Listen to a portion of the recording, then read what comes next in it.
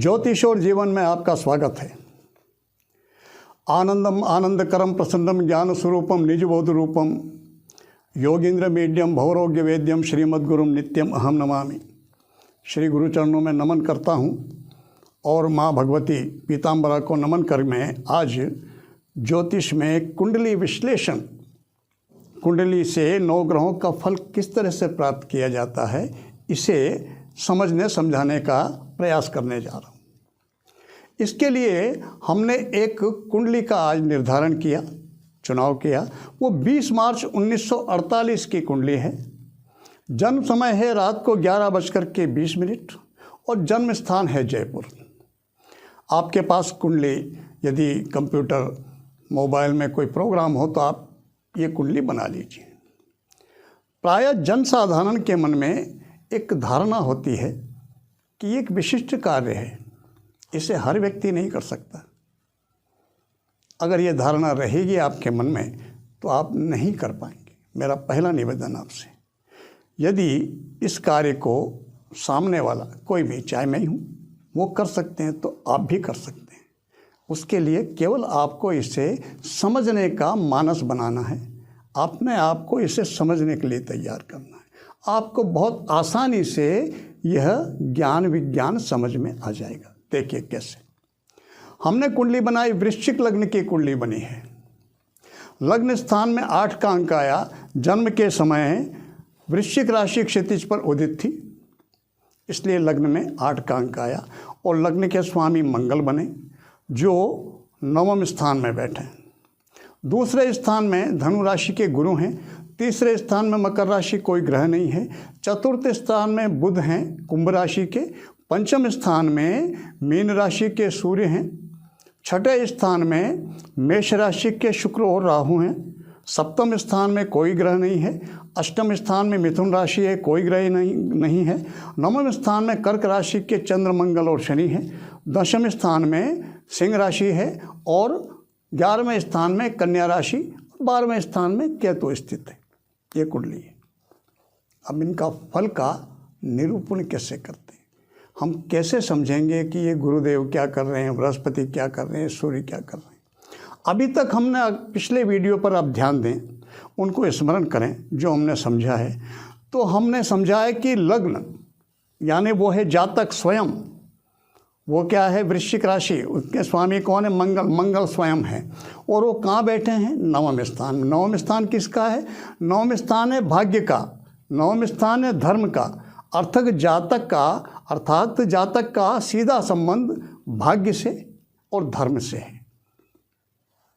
मंगल देव ये कह रहे हैं कि जातक भाग्यवान तो है ही, धर्म में भी इसकी रुचि होनी चाहिए, क्योंकि धर्म स्थान का जो स्वामी है चंद्रमा, वो भी वहीं स्थित है। तो लग्नेश का और चंद्र का, 9वें स्थान के स्वामी का ये साथ बैठना धर्म को, लग्न को यानी स्वयं को, जातक को, धर्म को, भाग्य को, इनको आपस में जोड़ रहे हैं दोनों ग्रह। साथ में एक ग्रह और बैठे हैं शनि, वो 4थे स्थान के स्वामी हैं और तीसरे स्थान के स्वामी हैं। तीसरे स्थान से क्या देखा जाता है, तीसरे स्थान से देखते हैं एक तो सहयोग, एक देखते हैं पराक्रम, साहस। और उस भाव के स्वामी तीसरे के, और उस भाव पर पूर्ण दृष्टि है शनि की भी, मंगल की भी और चंद्र की भी। वो क्या कह रहे हैं, एक क्या सिद्ध करते हैं, जातक साहसी भी है। अपने भाव पर दृष्टि किसी भी ग्रह की पड़े उस भाव को बलि करता है। शनि का ग्रह तीसरा अपने भाव शनि से दृष्ट है और उस पर लग्नेश की भी दृष्टि यानी सेल्फ की, उस साहस को जातक से जोड़ दिया। तीसरे पराक्रम भाव का स्वामी शनि, वो जब लग्नेश के साथ बैठा है, वो भी संकेत दे रहा कि जातक साहसी होना चाहिए, आसानी से हिम्मत हारने वाला ये व्यक्ति नहीं है। ये लग्नेश ने संकेत दिए, ये हमारे समझ में आई। बहुत आसान है। यदि हमको वो 12 भावों की और इन 9 ग्रहों के गुण धर्म और राशियों को हमने ढंग से समझा है तो ये बात हमारे समझ में आसानी से आ जाएगी। अब दूसरे स्थान पर देखिए साहब क्या है, वहाँ पर बृहस्पति, देवगुरु बृहस्पति विराजमान हैं। अपनी राशि के स्वग्रही हैं, वो उन्हीं का घर है। धनु राशि गुरु की ही राशि है। अब दूसरे स्थान से क्या क्या देखते हैं? दूसरे स्थान से देखते हैं जमा पूंजी, दूसरे स्थान से देखते हैं परिवार, दूसरे स्थान से देखते हैं वाणी, दूसरे स्थान से देखते हैं खान पान। और महागुरुदेव अपने घर के बैठे क्या कह रहे हैं? गुरु का शाब्दिक अर्थ भारी, वो जिम्मेदारियों का एहसास कराने वाले ग्रह हैं। तो जातक को परिवार से संबंधित जिम्मेदारियां होनी चाहिए और स्वग्रही अपने घर के मजबूत हैं तो वो टालेगा नहीं, उनको पूरी भी करेगा, खान पान अच्छा मिलेगा। वाणी, स्वग्रही है, अपने घर के बैठे हैं तो उसकी वाणी में गुरुता होगी। जो कुछ बोलेगा सामने वाला व्यक्ति उसको ध्यान से सुनेगा, आसानी से इस व्यक्ति के कही हुई बात को इग्नोर करने की हिम्मत एकाएक सामने वाला नहीं करेगा। एक बात और है साथ में, अब हम राशि पे बात करते हैं। धनु राशि तत्वों में देखें तो धनु राशि अग्नि तत्व की राशि है। क्या मतलब? जब उसी में बैठे हैं गुरु, अग्नि तत्व की राशि में गुरुदेव की, बृहस्पति की तो दो राशियाँ हैं, एक धनु और एक मीन, लेकिन वो बैठे काय में? धनु में। अग्नि तत्व की राशि तो क्या देती है? गुरुता में साथ में थोड़ी सी तेजी देगी। काय में देगी? दूसरा स्थान किसका? वाणी का। जातक की वाणी में थोड़ी सी तेजी होगी। जातक लल्लू पंजू टाइप बात करने वाला नहीं होगा, जो भी कहेगा कॉन्फिडेंस से कहेगा, ठोसता से कहेगा। क्यों? गुरुता अपने घर की, और उस धनु राशि के कारण उसमें तेजी भी रहेगी। अब बात करते हैं चौथे स्थान की, जहाँ बुध विराजमान। बुध इस कुंडली में अष्टम भाव के स्वामी हैं और एक लाभ स्थान के स्वामी हैं। लाभेश और अष्टमेश होकर के वो चतुर्थ केंद्र में अकेले बैठे। बुध के फलों के बारे में थोड़ा समझ लेते हैं। बुध अकेले बैठे शुभ फलदायी होते हैं। किसी शुभ ग्रह के साथ बैठें तो शुभ फल देते हैं, किसी अशुभ ग्रह के साथ बैठ जाए तो अशुभ फल देते हैं। यहाँ वो अकेले बैठे। और चतुर्थ केंद्र किन किन चीज़ों का कारक है? चतुर्थ केंद्र है घर के सुख का, चतुर्थ केंद्र है सामाजिक व्यवहार का, चतुर्थ केंद्र मित्रता का। यहाँ बैठ करके गुरु इन सब मामलों में थोड़े से अच्छे परिणाम दे रहा है, लेकिन वो उसमें अष्टम का स्वामी होने के कारण थोड़ी सी कमी भी कर रहा है। दोनों बातें हैं। अकेला बैठ करके जहाँ बुध उनमें इन भावों को देना चाहते हैं, लेकिन उनमें अष्टमेश का स्वामी होने के कारण तो बुध इस भाव में एक तरह से यूँ कह सकते कि मिले जुले परिणाम बुध इस जातक को दे रहे हैं। अब आते हैं पंचम स्थान। पंचम स्थान में सूर्यदेव बैठे हैं। अब वो किस भाव के स्वामी? वो हैं स्वामी दशम स्थान के। दशम स्थान जहाँ से कर्म देखा जाता है, राजपक्ष देखा जाता है, और वो स्वयं सूर्य राजपक्ष के ही कारक हैं, उस भाव के स्वामी। और फिर वो बैठे पंचम स्थान। पंचम स्थान किसका? पंचम स्थान है मानसिकता का, प्रतियोगिता का, किसी भी बात को समझने का, मानसिक स्थिति का। अब इन सब बातों का गुण वो इन सब चीज़ों को पंचम स्थान से जोड़ रहे हैं। राजपक्ष जुड़ गया पंचम से, ज्ञान से, उनके बुद्धि विवेक से। और दूसरा बुध राशि किनकी? गुरु, देवगुरु बृहस्पति की। तो ज्ञान को, तेजी को फिर गुरु से जोड़ दिया। तो जातक मानसिक स्थिति अच्छी होगी, नियंत्रण क्षमता अच्छी होगी, राजपक्ष से जुड़ाव इस व्यक्ति का कहीं ना कहीं, क्यों? राजपक्ष दशम केंद्र के स्वामी हैं और फिर वो पंचम त्रिकोण में गए हैं। वो राजपक्ष से जातक को जोड़ रहे हैं। उनका कामकाज, क्षेत्र, नौकरी जो भी है वो राजपक्ष से करेक्ट सीधा कर रहे हैं। छठा स्थान। छठा स्थान में शुक्र बैठे हैं और राहु बैठे हैं। शुक्रदेव इसमें सप्तम स्थान और द्वादश स्थान के स्वामी हैं। सप्तम स्थान से क्या देखते हैं? सप्तम स्थान से देखते हैं भागीदारी, पति या पत्नी का सुख। और 12वें स्थान से नुकसान, खर्च।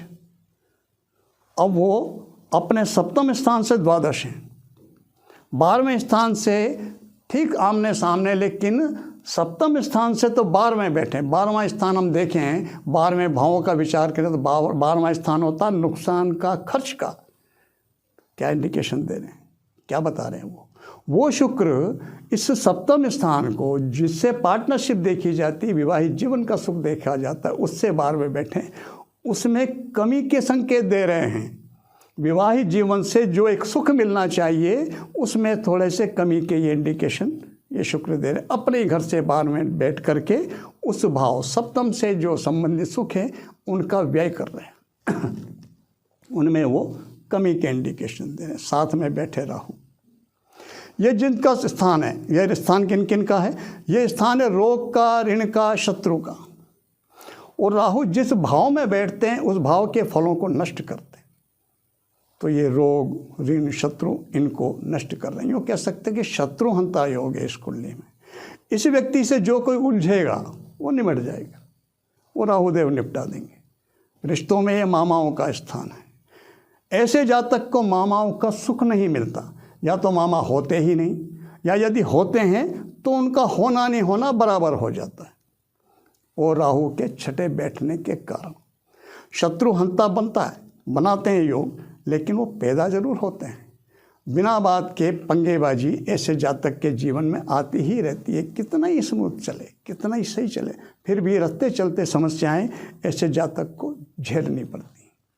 सप्तम स्थान का हमने देख ही लिया। सप्तमेश स्वामी अपने घर से बाहर में विवाहित जीवन में सामान्य रूप से जो सुख मिलना चाहिए उसकी कमी, भागीदारी, पार्टनरशिप ऐसे जातक को नहीं फलेगी। अष्टम स्थान, अष्टम स्थान के स्वामी कौन है? बुध। अब देखिए वो अष्टमेश अकेले बैठे हैं चतुर्थ स्थान में, चतुर्थ केंद्र में, और उन पर देखिए लग्नेश मंगल की पूर्ण दृष्टि है। या तो अष्टमेश की दृष्टि में लग्नेश आ जाए, या लग्नेश की दृष्टि में अष्टमेश आ जाए, दोनों का संबंध आपस में। अष्टम स्थान किसका? आयु का। और लग्न क्या है? सेल्फ जातक। इन दोनों का आपस में दृष्टि संबंध जातक की आयु को लंबा करता है, जातक दीर्घायु है। अब नवम स्थान में आते हैं। नवम स्थान, वहाँ पर चंद्र बैठे हैं, भाग्य भाव के स्वामी वहीं पर भाग्यवान हैं। मंगल लग्न के स्वामी और शनि साथ में। अब ये मंगल का जुड़ाव किससे? चंद्र से। चंद्रमा के अपने घर के हैं, चंद्रमा कर्क राशि के हैं। चंद्रमा मन का कारक और वो अपने ही घर में बैठा है। चंद्रमा किसके कारक हैं? भावनाओं के कारक हैं। तो जातक भावुक प्रकृति का है, वहाँ तो लग्नेश भी साथ बैठ गए। तो इस भावुकता को लग्निया ने सेल्फ खुद से जोड़ दिया, भावुकता की प्रकृति को थोड़ा सा और बढ़ा दिया। लेकिन मंगल तो मंगल है आखिर, और कर्क राशि में मंगल नीच के होते हैं। लेकिन नीच तो भंग इसलिए हो गया कि चंद्रमा साथ में, जिस राशि में मंगल नीच के, उसी के स्वामी चंद्र साथ ही बैठे हैं, इसलिए मंगल ने नीच भंग राजयोग बनाया है। तो चंद्रमा भावुकता के कारक हैं। ऐसा जातक भावुक बहुत होता है, लेकिन मंगल में तेजी भी है। भावुकता एक सीमा तक, सीमा से जैसे ही कोई बात क्रॉस होती है, ये ऐसे जातक उखड़ने में भी देर नहीं लगाते। शनि किसके कारक है? शनि स्वाभाविक से कारक है। शनि कारक है श्रम के, शनि कारक है किसी भी काम को विलंब करने के। उनका स्वभाव है, उनका दोष क्या है इसमें? नाम ही शनिश्चर है। तो ऐसे जातक को जो भाग्य स्थान में बैठेंगे, समय पर परिणाम नहीं मिलेंगे, लंबा परिश्रम करना पड़ेगा, जो कुछ मिलेगा थोड़ा विलंब से मिलेगा। ये परिणाम शनि लग्नेश के साथ बैठ करके देंगे। अब दशम स्थान, वहाँ के स्वामी दशम स्थान से कर्म देखते हैं, दशम स्थान से यश देखते हैं, सरकारी पक्ष, राज्य पक्ष देखते हैं। उनके स्वामी हैं सूर्य, वो दशम केंद्र, इम्पोर्टेंट, सबसे महत्वपूर्ण केंद्र, और उसका स्वामी बन करके सूर्य फिर पंचम त्रिकोण में बैठे हैं, बहुत इम्पोर्टेंट है। लेकिन एक बात देखिए आप, हम दशम से गिने तो वो अष्टम जाते हैं। दशम से यदि गिने तो सूर्य 8वें बैठे हुए हैं। दशम स्थान पिता का भी है, दशम स्थान, और सूर्य पिता के कारक भी हैं। जब वो दशम से 8वें बैठेंगे तो आप भावों में विचार कीजिए। भावों में देखें हम तो अष्टम स्थान को अशुभ स्थान माना गया है। वो आयु का स्थान है, और आयु का स्थान, आयु का अंतिम मृत्यु, इसलिए उसको मृत्यु स्थान भी कहते हैं। तो क्या इंडिकेशन मिलते हैं? जातक के पिता से संबंध जैसे होने चाहिए मधुर, वो नहीं रहेंगे, क्योंकि उस भाव में और सूर्य में जहाँ बैठे हैं वहाँ पर छठे 8वें का संबंध है। षडाष्टक सुना होगा, खड़ाष्टक जिसको बोलचाल की भाषा में बोलते हैं, षड अष्टक। हम सूर्य से गिने तो उनका स्थान, घर जो पिता का घर है वो छठे पड़ता है, और दशम स्थान जो पिता का घर है उससे गिने तो सूर्य अष्टम बैठे हैं। इस षडाष्टक के कारण पिता से वैचारिक मतभेद के इंडिकेशन ये कुंडली देती है। 11वां स्थान, उस भाव के स्वामी बुध अपने घर से छठे बैठे हैं, वो केंद्र में है, चौथे केंद्र में, लग्न से चौथे केंद्र में है, ये बात सही है, लेकिन वो अपने लाभ स्थान से तो वो छठे ही हैं, इसलिए लाभ के मामले में थोड़ी सी कटौती के संकेत देते हैं। जो लाभ होना चाहिए वो नहीं, लेकिन बैठे कहाँ हैं? चतुर्थ स्थान में। चतुर्थ स्थान किसका है? आम जनता का। जातक की आय का संबंध आम जनता से भी है, आम जन से इस व्यक्ति के पास, इस जातक के पास पैसा आना चाहिए। अब 12वां स्थान, वहाँ पर केतु विराजमान है, किसकी राशि में? शुक्र की राशि में, और शुक्र की दृष्टि है उनके ऊपर, तो व्यय स्थान है, वो खर्च का स्थान है। और शुक्र किसके कारक हैं? शुक्र कारक के अच्छे रहन सहन, शुक्र कारक के लग्जरियस के, शुक्र मत सब जितने भी भौतिक सुख संसाधन हैं उन पे, तो अच्छे रहन सहन पे, अच्छे खान पान पर, अच्छे संसाधन पर जातक अच्छा व्यय करता है, कहीं किसी तरह की कंजूसी जातक उस पर नहीं करता। ये इंडिकेशन ये शुक्र 12वें अपने खर्च के स्थान को देख करके दे रहे हैं। छठे स्थान में बैठ करके राहु जहाँ शत्रुअंता बना रहे हैं, रोग ऋण और शत्रुओं को वो इनसे बाधाओं से मुक्ति के वो संकेत दे रहे हैं। और 12वें स्थान में बैठ करके केतु वो जातक के इस जीवन के अंतिम जीवन हो सकता है ये संकेत दे रहे हैं। इस जीवन के अंतिम जन्म होने का क्या अर्थ है? तात्पर्य है कि हो सकता है यदि जातक प्रयास करे तो अगले जीवन में जन्म ना लेना पड़े, यही जीवन अंतिम हो जाए, अर्थात इस जन्म के अंत के बाद मोक्ष की प्राप्ति हो जाए। ये संकेत ये 12वें स्थान के केतु बैठ करके दे रहे हैं। अब ये हम थोड़ा सा संक्षेप में नजर डालें। मैंने जो कुछ कहा समझाया, किस तरह जोड़ा जाता है वो आपके समझ में आया होगा। वाणी स्थान में गुरु बैठे हैं, गुरु गुरुता के कारक हैं, शुभता के प्रतीक हैं, वहाँ बैठे हैं तो शुभ बोलेंगे। एक मिनट के लिए थोड़ा सा कल्पना कर लेते हैं दूसरी कुंडली की पोजीशन। जैसे ये दूसरा स्थान जहाँ से गुरु बैठे हुए हैं, इस स्थान में यदि राहु बैठे होते तो क्या करते? तो सीधी सी बात है, राहु जिसके कारक है वो प्रभाव वाणी में देते। राहु कारक है थोड़े कलुषितता के, कटुता के, तो ऐसा जातक कटुता से बोलता। फिर राहु कारक के भ्रम के, छल के, वाणी को छल से मिला दो, झूठ बोलेगा। साधारण सी समझने जैसी बात है। तो जिस भाव का जिस ग्रह से संबंध हो, वह ग्रह जिस भाव का स्वामी उस भाव को जोड़ देता है। जैसे इस कुंडली में मंगल वो लग्न के स्वामी हैं, वृश्चिक लग्न, लग्न यानी सेल्फ, खुद के कारक को, तो स्वयं को, और बैठे का 9 में तो जातक को स्वयं को भाग्य से जोड़ दिया, तो जातक के भाग्यवान होने के संकेत दिए। इस तरह से एक 12 भावों के कुंडली के फलों की जानकारी और 9 ग्रहों के गुण धर्म की जानकारी और 12 राशियों के गुण धर्म की जानकारी होने पर बहुत आसानी से हम कुंडली का जजमेंट आकलन कर लेते हैं। अब बात आती है अगली, ये किस मात्रा में मिलेंगे, ये भी तो भाग्यवान होगा किस सीमा तक। राजपक्ष के स्वामी सूर्य पंचम में बैठे हैं, मीन राशि में, राजपक्ष प्रबल है। दशम केंद्र के स्वामी पंचम त्रिकोण में, बहुत जबरदस्त राजयोग है इसमें। किस सीमा तक, ये तो सोचना पड़ेगा। यह आकलन कैसे होगा? इसका पता चलेगा इन ग्रहों के बलाबल से। ये ग्रह किस ग्रह के नक्षत्र में हैं, एक बात, फिर इनकी डिग्री क्या है, कितने अंश के हैं। एक व्यक्ति जिसका अभी जन्म हुआ है, 4-5 साल की उम्र बच्चे की, हम उससे क्या उम्मीद करेंगे? और एक व्यक्ति जिसकी उम्र हो गई है 75-80 साल की, उससे भी हम क्या उम्मीद करेंगे? एक व्यक्ति है जिसकी उम्र है 20 से 30 साल की, उससे हम बहुत जैसे चाहे उससे उम्मीद कर सकते हैं।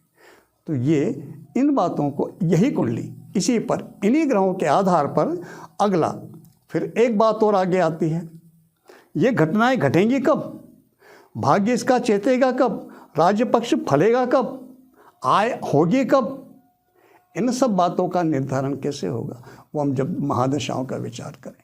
तो आने वाले वीडियोस में हम इन पे चर्चा करेंगे, हम इस पे गंभीरता से जैसे जैसे हम इसमें अंदर उतरेंगे, वैसे वैसे बात हमारे समझ में आती चली जाएगी। स्थिर रूप में देखें, मैं उम्मीद करता हूँ, मैं विश्वास करता हूँ कि जो कुछ मैंने समझाने की कोशिश की आपको बहुत आसानी से समझ में आया होगा।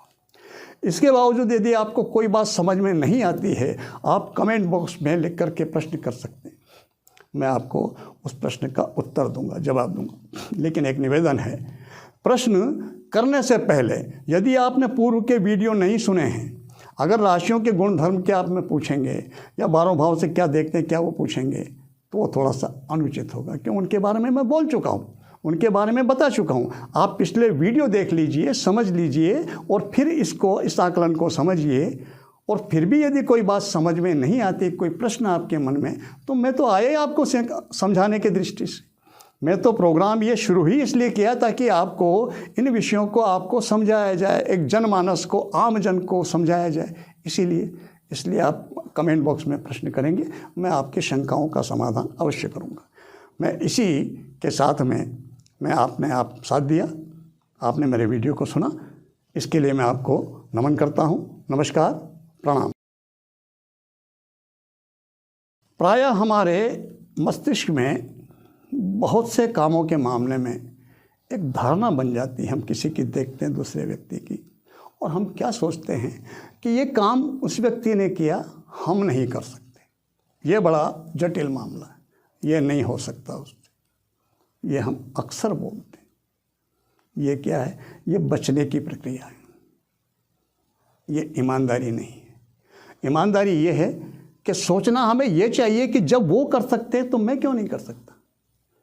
लेकिन क्या उसमें स्वयं को चुनौती देनी पड़ती है और एक मिशन बनाना पड़ता, लक्ष्य निर्धारण करना पड़ता है, और उससे बचना चाहते हैं हम। कबीरदास सबके लिए बहुत बड़े आदर्श हैं इस मामले में, सोचना चाहिए।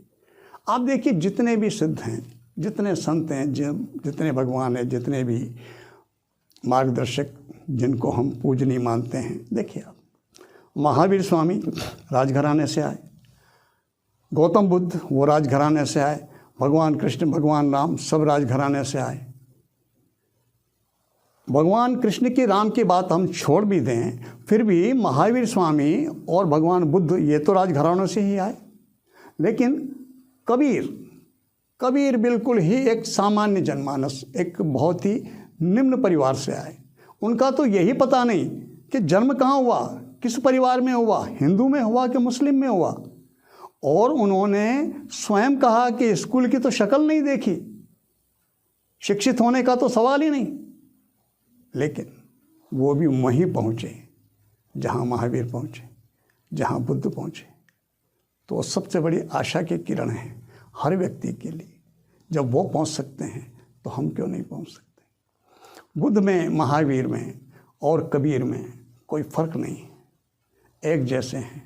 फ़र्क सिर्फ इतना सा है, हीरा जब होता है, जब खदान से निकलता है, तो वो जो खरड़ होती है हीरे की, यदि आपने देखी हो तो कोयले जैसी नज़र आती है। वो जब जौहरी के हाथ में पड़ती है, जब उसको तराशा जाता है, तब उसमें चमक आती है। तो बुद्ध और महावीर राजघराने से निकले, वो संभ्रांत परिवार से थे, शिक्षित थे, इसलिए वो तराशे जा चुके। उनकी चमक ऐसी थी कि उनके आसपास बहुत बड़ा साम्राज्य खड़ा हो गया, जैन धर्म का, बौद्ध धर्म का। लेकिन कबीर, वो भी हीरा खदान से, वही, दोनों का अंदर का जो मटेरियल है वो एक ही है। फ़र्क सिर्फ इतना सा है कि वो किसी जौहरी के हाथ में नहीं पड़े, तराशे नहीं गए, तो उनकी चमक ज़्यादा नहीं फैल सकी। जब पढ़ा लिखा व्यक्ति, जब संभ्रांत व्यक्ति जो कुछ बोलेगा उसकी भाषा में फ़र्क होगा। बुद्ध ने, महावीर ने कहा कि ये संसार, ये माया जाल, ये मोह, यदि सत्य को पाना है तो इसको छोड़ो, आओ हमारे साथ, हम बताते हैं तुम्हें सत्य क्या है। ये महावीर और बुद्ध ने कहा। शिक्षित थे, संभ्रांत परिवार से आए थे, उनकी वैसी ही भाषा थी। लेकिन कबीर संभ्रांत परिवार से नहीं आए, शिक्षित नहीं थे, तो लठमार भाषा में बोले। कबीरा खड़ा बाजार में, लिए लुकाटी हाथ, और जो घर फूंके अपना, चले हमारे साथ। महावीर और बुद्ध कह रहे हैं कि यदि तुम में संसार को, इस घर परिवार को त्यागने का साहस यदि हो, तो आओ हमारे साथ, हम आपको सत्य का दर्शन कराते हैं। कबीरदास कह रहे हैं आग लगा करके और चल मेरे साथ, मैं तुझे बताता हूँ सत्य क्या है। बात तो एक ही है, केवल भाषा का फर्क है। तो आपसे मेरा निवेदन है, अपने आप को कम मत समझिए। यदि आप अपने आप को कम नहीं समझते हैं, यदि आप मन में ये सोचते हैं कि मैं भी कुछ हूँ, मैं भी उसी का अंश हूँ, मैं परमात्मा का अंश हूँ और मैं भी वो सब कुछ कर सकता हूँ जो मैं चाहूँ, इतना आत्मविश्वास यदि आप रखते हैं तो मैं आपको नमन करता हूँ। यदि आप इस आत्मविश्वास में कमी महसूस करते हैं, यदि आपकी सोच ऐसी नहीं है, तो आज से आपको यही सोचना चाहिए, आप भी वो सब कुछ कर सकते हैं। मेरे जैसा व्यक्ति जिसके परिवार में कहीं किस तरह का वो नहीं, और मैंने इस विषय पे मैं आज आपको समझाने खड़ा हुआ हूँ। जब मैं आपको समझा रहा हूँ, जब ये मेरी समझ में आया, अगर ये मेरी समझ में नहीं आता तो मैं आपको क्या समझाता, मैं किसी और को क्या समझाता। जब मेरी समझ में आ गया तो फिर ये आपकी समझ में क्यों नहीं आ सकता। आपको यह विश्वास अपने अंदर पैदा करना है, और मैं विश्वास करता हूँ कि आप निश्चित रूप से अपने अंदर ये विश्वास पैदा करेंगे। और आपने ये सोच लिया, ये विश्वास यदि आपने पैदा कर लिया, तो आप जो चाहते हैं वैसा घटित होगा, उस स्थिति तक पहुँचेंगे। मेरी इसी निवेदन के साथ मैं आपको प्रणाम करता हूँ। नमस्कार।